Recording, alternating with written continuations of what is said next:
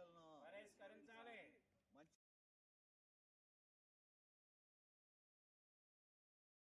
కడప నగరంలో సరోజినీ నగర్ వద్ద ఉన్న టిడ్కో ఇళ్ళని రాష్ట్ర ప్రభుత్వం అట్టహాసంగా ప్రారంభిస్తున్నట్టు ప్రకటించారు. ఇక్కడికి వచ్చి శిలాఫలకాలు వేశారు. కానీ ఇక్కడ పరిస్థితి ప్రకటించిన దానికి భిన్నంగా కనిపిస్తూ ఉంది. దాదాపు 992 ఇళ్ళు ఇక్కడ ఉన్నాయి. వీటిలో లబ్ధిదారులు ఒక్కరు కూడా ఇక్కడ నివాసం ఉండటానికి ఇష్టపడడం లేదు.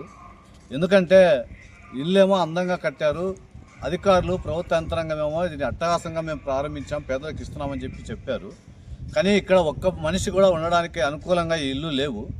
ఎందుకంటే ప్రధానంగా ప్రతి ఇంటికి మంచినీళ్ళు అవసరం, దాంతోపాటు కరెంట్ అవసరం. ఈ రెండు సౌకర్యాలని అమలు చేయటంలో టిడ్కో అధికారులు, కార్పొరేషన్ అధికారులు, ప్రభుత్వం తీవ్రమైన నిర్లక్ష్యం ప్రదర్శిస్తూ ఉన్నారు. ఈ సమస్య పరిష్కారం చేయకుండా లబ్ధిదారులని మీరు ఇళ్లలో చేరండి అని చెబితే లబ్ధిదారులను ఇబ్బందులు గురి చేయడం తప్ప వేరే మార్గం కనిపించడం లేదు.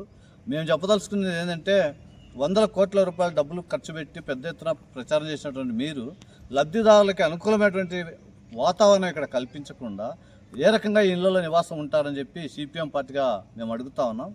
ప్రతి ఇంటికి కరెంటు మీటరు బిగించాలి. ఇక్కడ ఉన్నటువంటి మీటర్లన్నీ ధ్వంసమైపోయి ఉన్నాయి, కేబుల్ వైర్లన్నీ కట్ చేయబడి ఉన్నాయి. దాంతోపాటు పైన ట్యాంకర్ ఉంది, ఆ ట్యాంకర్కి నీళ్ళు ఎక్కడానికి ఇక్కడేమో మోటార్ ఉంది, వాటిని పైపుల ద్వారా ట్యాంకర్కి పంపించి ట్యాంకర్ నుంచి ఇళ్ళలోకి నీళ్ళు వచ్చేటువంటి సౌకర్యం అక్కడ అమలు చేయాలి. దాన్ని ఏమాత్రం అమలు చేయట్లేదు, ట్యాంక్ నింపేటువంటి ప్రయత్నం కూడా చేయట్లేదు. కాబట్టి లబ్ధిదారులు ఈ ప్రాంతానికి రావడానికి భయపడుతున్నారు. ఇటీవల కాలంలో గంగన్ అనేటువంటి ఒక సెక్యూరిటీ గార్డుని దొంగలు ఇక్కడికి వచ్చి వైర్లు కట్ చేసే క్రమంలో అతను తిరగబడితే అతన్ని దాడి చేశారు.